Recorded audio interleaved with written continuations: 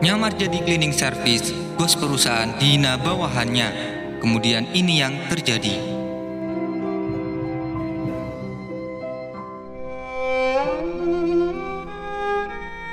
Seringkali para petinggi sebuah perusahaan tak dikenali oleh para bawahannya.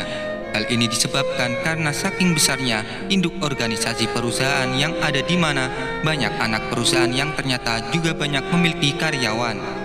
Jika hal tersebut sudah terjadi, biasanya bawahan dasar hanya mengenali nama dan wajah sekilas saja dari bos utamanya.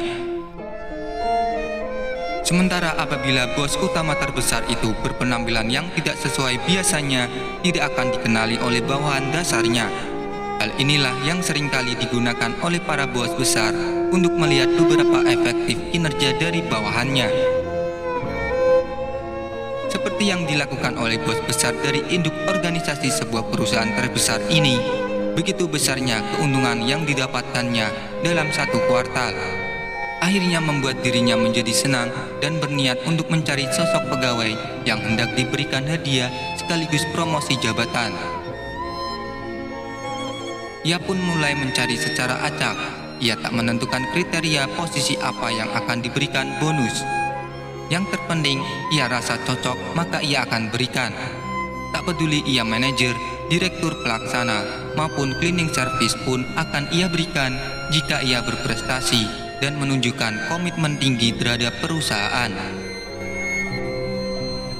Dengan berpenampilan sebagai seorang bawahan, ia pun mencoba untuk melihat langsung ke bawah. Ia menemukan bahwasannya banyak dari karyawannya ternyata seringkali melakukan hal-hal yang tidak efisien dalam bekerja. Terutama banyak yang menggunakan waktu bekerja dengan menyela bermain media sosial. Atau beberapa kali ia melihat sering para karyawan, bahkan sang manajer telah hadir di waktu yang sudah ditentukan. Sementara pulangnya banyak yang tidak sesuai dengan waktu yang telah ditentukan. Pada hari tertentu, ia bertemu dengan seorang cleaning service yang sedang menyapu.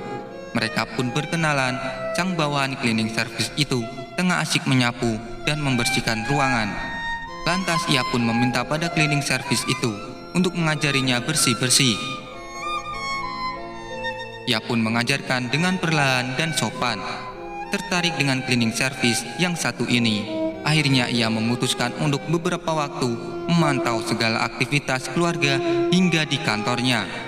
Terlihat sang cleaning service rajin penuh dedikasi terhadap perusahaan. Pernah suatu saat ia dimaki gara-gara terlambat.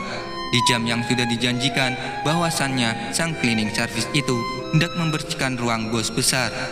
Yang mana tentu saja ia tak sadar bahwa di sampingnya adalah bos besar itu sendiri yang menyamar sebagai seorang OB. Karena takut dan disiplinnya membuat sang bos besar yang sedang menyamar itu dimaki dan juga dimarahi.